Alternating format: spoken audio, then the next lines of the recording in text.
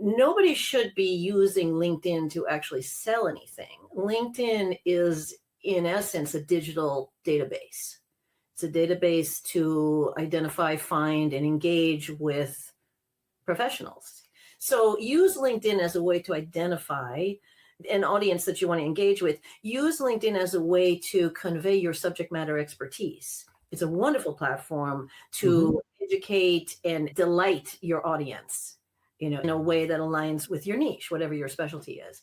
Hi, my name is Punit Bhatia, and you're listening to Fit4Privacy podcast, where AI meets privacy. This is not legal advice. Thanks for listening.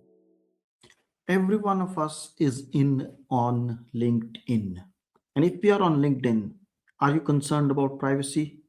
Would AI keep it a relevant platform? And how do you use LinkedIn to promote yourself, to engage with your customers, engage with your prospective employer, and so on?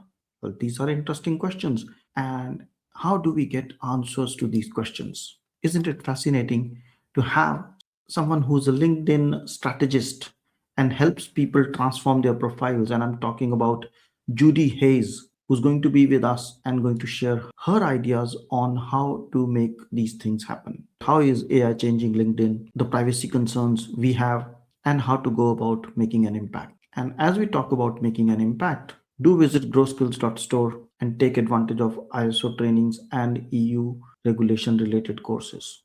Hello and welcome to another episode of the Fit for Privacy podcast. And we are with Judy Hayes. Judy, welcome to Fit for Privacy podcast. Thank you for having me here. It's a pleasure to have you. I know you would not be classified as a hardcore AI and privacy strategist or a consultant or a sourcing consultant, but I still like to ask, how do you see this world of AI privacy from the world you are in? It's hard to ignore it. So what I tell people I work with and my clients is embrace it. Don't rely on it to the point where you have offloaded it, but use the AI as a way to analyze and to assist and to help you become better and productive. So yeah, that's really, and that's how I use AI. Sure. No, I think everyone would use AI one way or the other way in coming years and already has started it if they are in the tech or they're using tech one way or the other. But this technology or AI is also changing a lot of things, changing a lot of aspects, especially when it comes to marketing, promotions, outreach. And what do you see the impact of this AI already on this outreach aspect or marketing aspect? Because people are saying SEO is dead, email marketing is dead, sending messages on LinkedIn, you don't need to get an AI bot and it will do it for you. How do you see what is already changed and what will change in coming, say, months and years? Yeah, I wouldn't say those things are dead. I would say that they have evolved. For instance, SEO has evolved into AEO.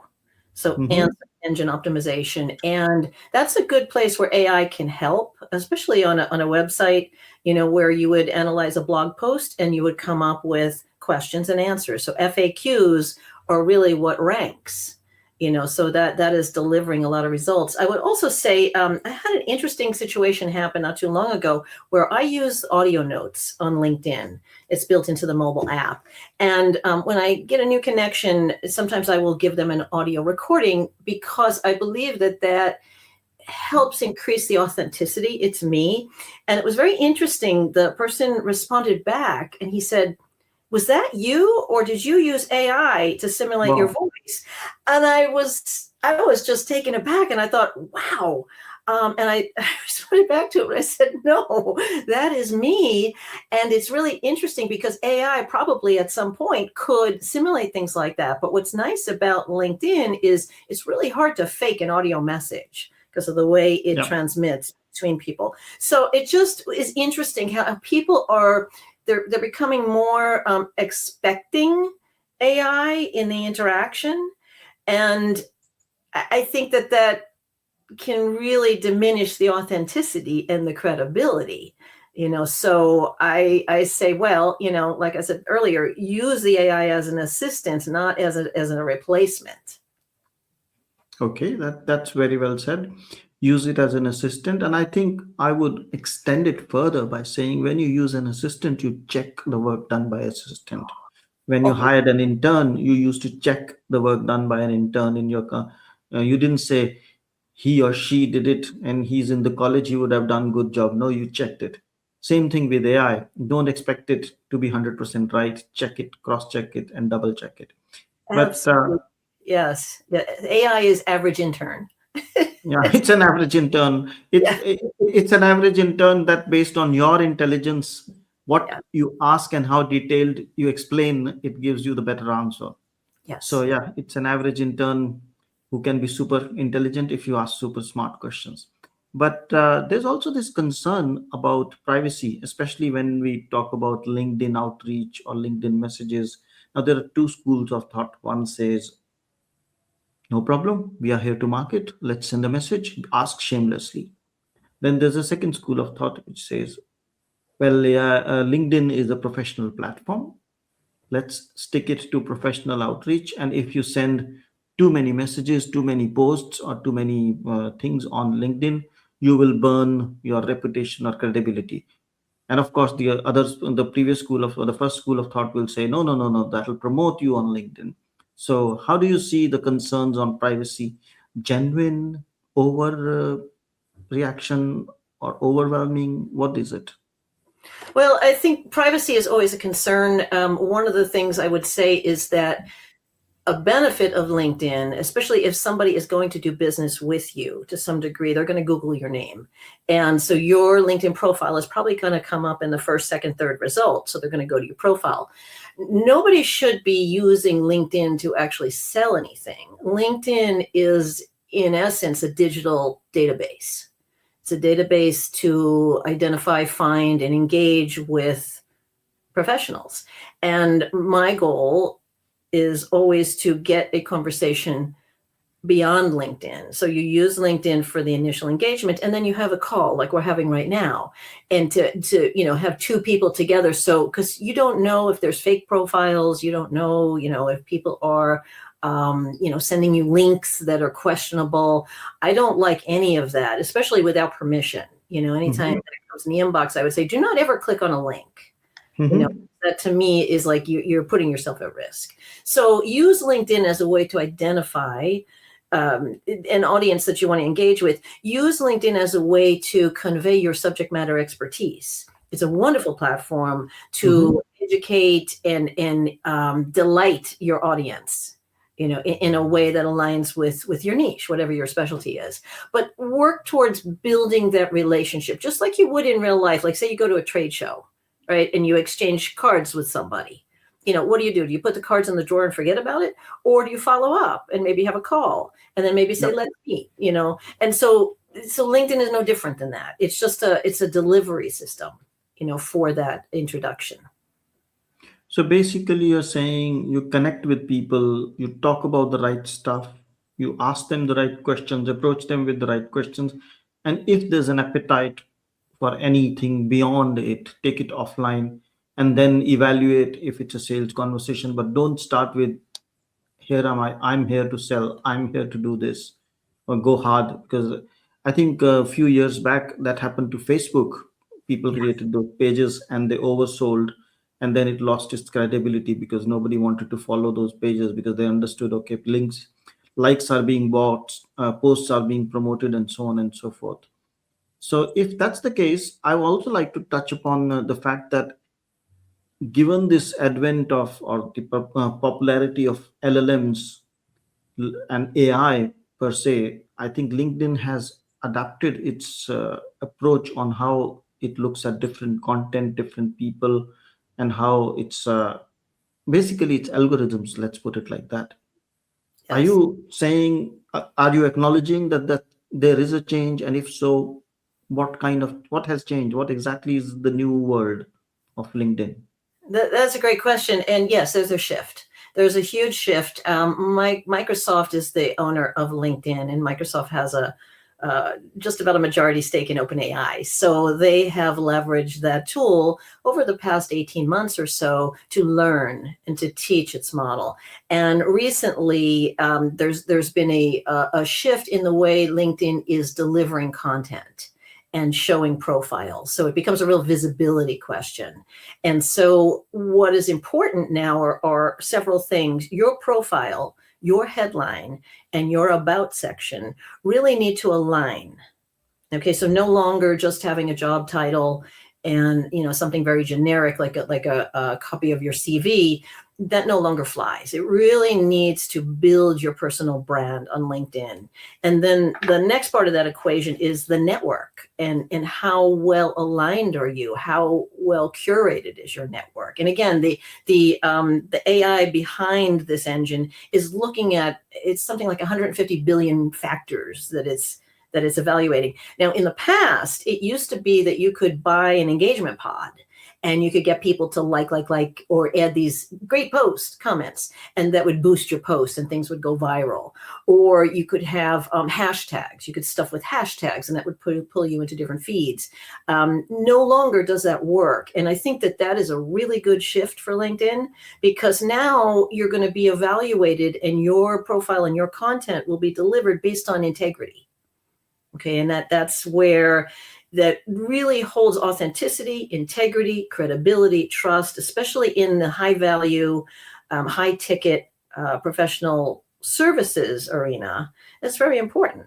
So the other part is engagement. No longer do likes count, but what really holds value is saves.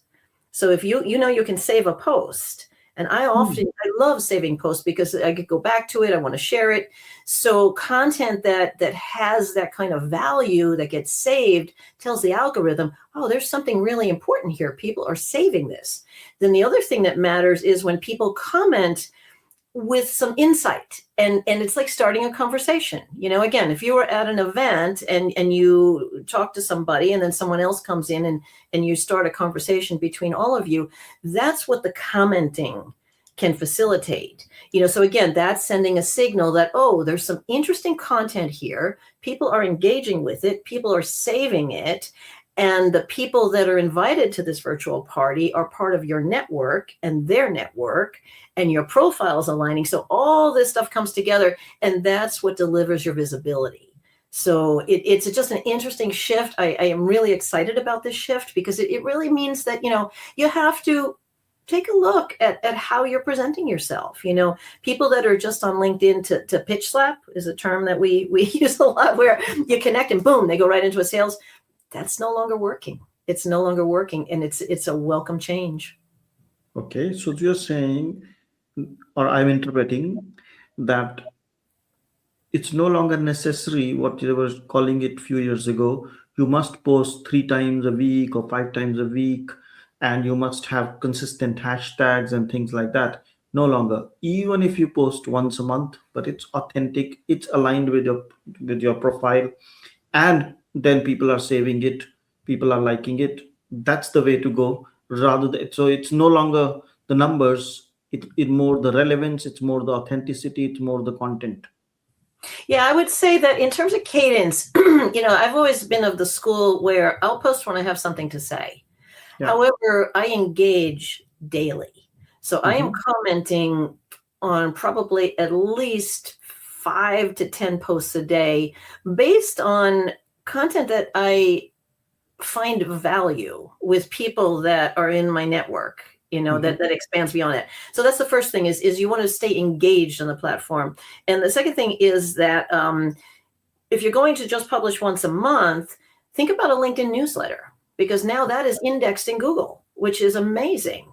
You might notice if you set up a Google alert with your name that when you start posting on LinkedIn, it's now indexed, which means that when we go back to answer engine optimization and search and visibility, it holds a lot of weight. So instead of trying to fit into best time of day or best number to post, I would say that, if you're going to share content, make sure it aligns with your expertise. Make sure that you're the authority to talk about it. And if you're uncomfortable sharing content, then look about, adding comments to people that have really, they have a good reach and a good audience, and get in the conversation.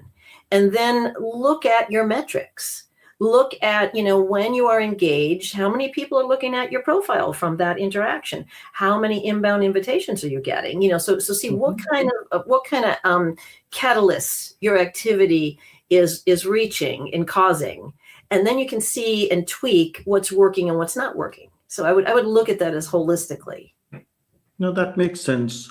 So you mentioned earlier when we were talking that you help people in terms of elevating their brand, expanding their reach, and engaging with different stakeholders, different people, different customers on LinkedIn. And in fact, that's also the title of your book, Elevate, Expand, and Engage.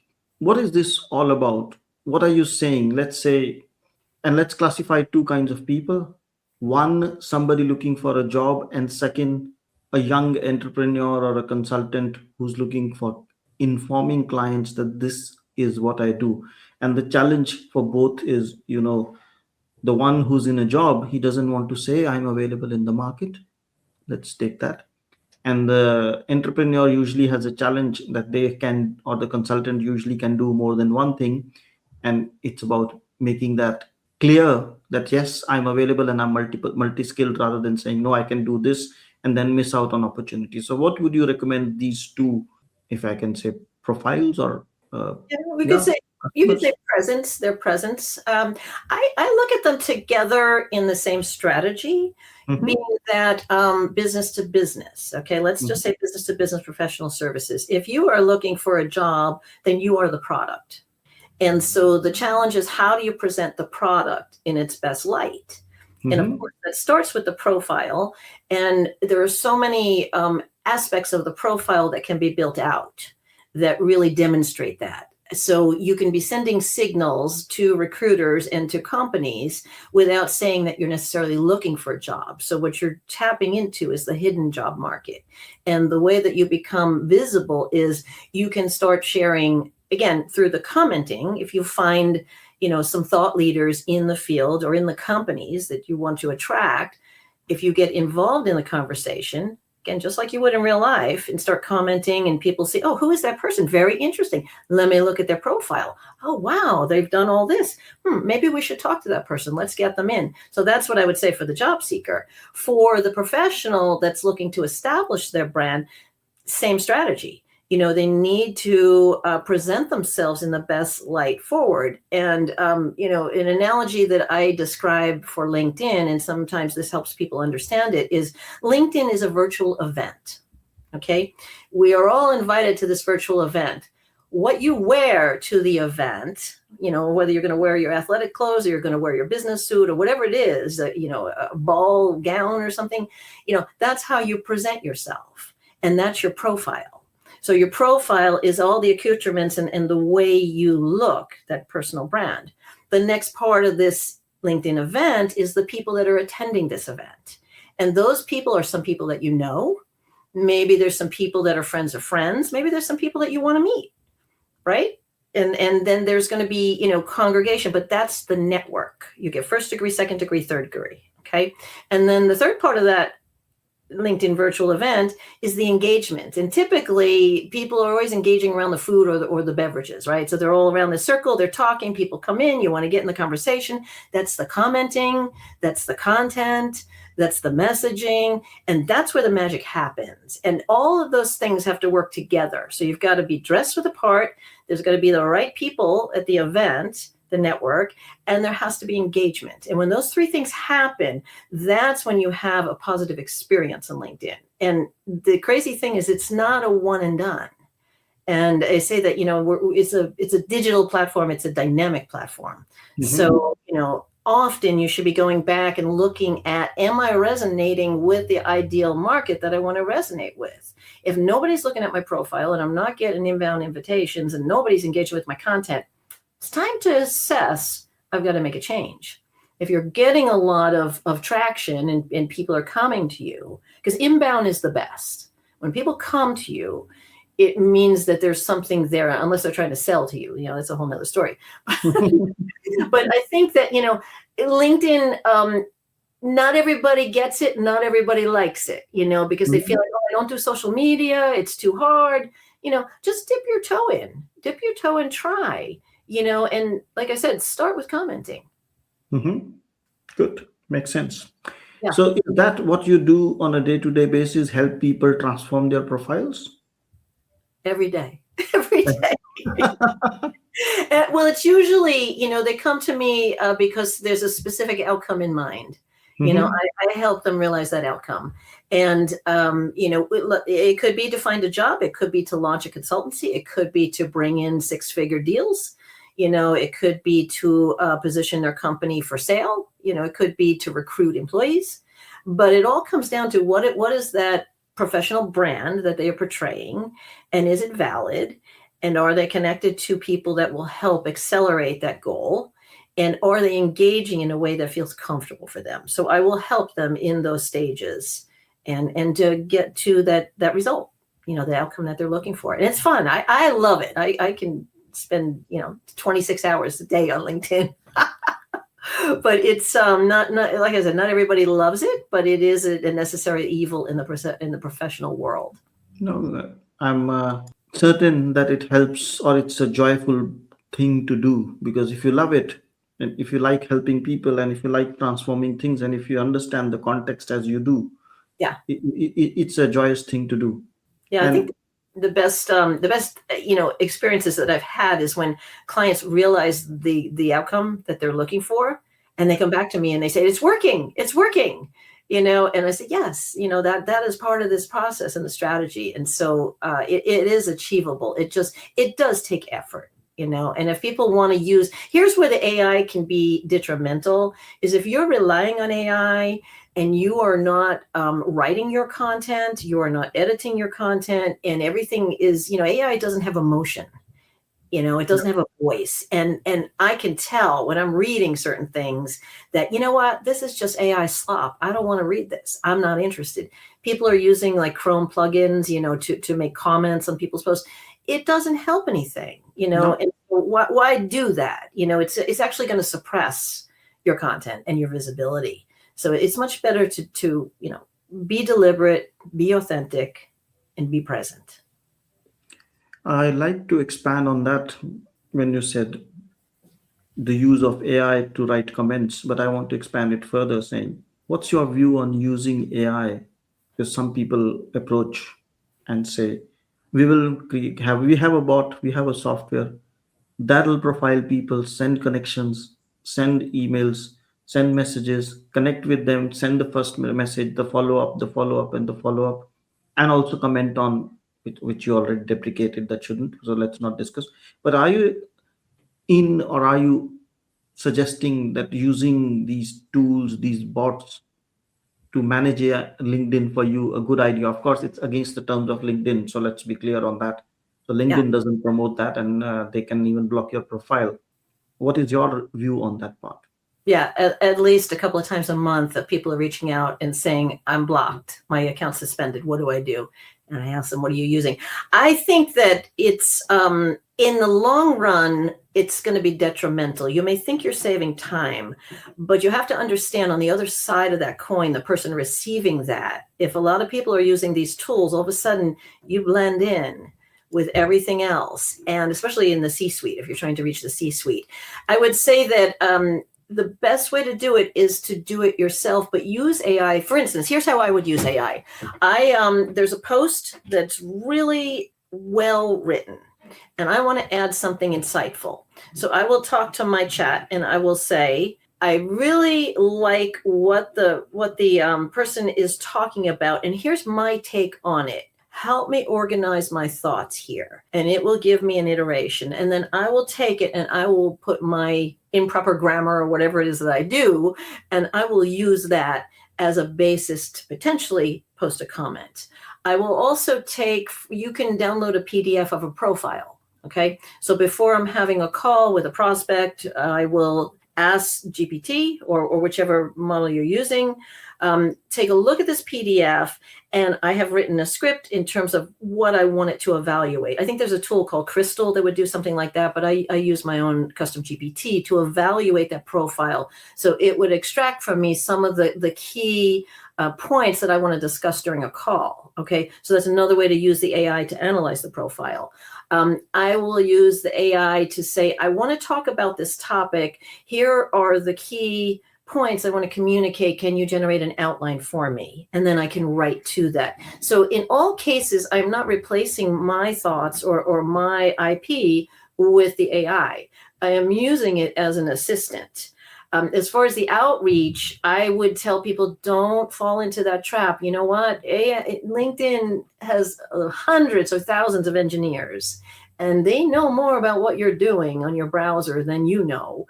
And if they detect any kind of automation, you will get flagged. And now AI is doing the detection for them. And it's happening more and more. So I would say tread lightly. The other thing I tell people is make sure you download your network. Most people have never, it comes out to about 75% of the people that I train have never downloaded their database. And if you got locked out of your account and you've spent years building those connections and the content and the recommendations and all that, and it's gone, what are you going to do? So the first thing I tell people is download your database. Make sure you have a record of all your content, all your connections. And then also from that download, you can analyze your network and see who's changed jobs, who's in different roles, who you could re-engage with. And, if you need to use AI, I would say that there may be a problem there because people can tell, what is, what I call robot slop, just things written by AI versus, somebody really just being a real person. So there's no shortcuts to really building credibility. And if you do try to do it, you know what? It takes so long to build trust and to build a reputation. And it takes one bad move to break it, and it's really hard to recover from that. It is. I agree. That's true. Yes. You have this book behind you. How can somebody find or get a copy of that book, and what does it contain? What is it about? This book is the framework of elevating your professional brand, how to expand your network strategically, and then how to engage with your most profitable and valuable connections. It's available on Amazon. It's, I think, worldwide. You should be able to find it. But it's the framework. It's what I teach. And it really is. It's not just to LinkedIn. It really is to anything you're doing in business. You do have a brand, you whether you're, writing on Substack or you run a YouTube channel or whatever it is, you've got to elevate that brand. You have to, be visible. And then the people that follow you, the people that engage, there's ways to attract people. And then, how you then take that and turn that into real life conversations is where the magic happens. So, but thank you for asking that. Okay, that's good to know. So I would certainly recommend to people that they take opportunity to download or buy the book, and also contact you in case they're looking to transform their profile. That's definitely. But then I believe I don't need to ask you where can people find you, because the right answer would be to find you on LinkedIn, no? LinkedIn is the best place because it's really honestly where I spend most of my time. My inbox is a crime scene. My email is a crime scene. But LinkedIn, I ask people, if you've heard me on the podcast, please mention it. That does help because I like to know how people come to me. And, I think that it actually brings you into my playground. Perfectly fine. So thank you so much for sharing your insights and wisdom with us and enlightening us on how the taking your brand to the market philosophy is changing with LinkedIn, and what has changed recently and how should it work. So thank you so much for sharing that, and it was a pleasure to have you. Thank you for joining us on the Fit4Privacy podcast. We hope you found today's conversation valuable and thought-provoking. Subscribe for more insights like this. If you enjoyed this episode, we'd appreciate that you'd share it and write us a review. For consulting, visit www.fit4privacy.com. For certifications and training on ISO standards, visit www.growskills.store. You can also contact us for bespoke training for your staff and management. Until next time, stay safe, stay compliant, and grow your skills.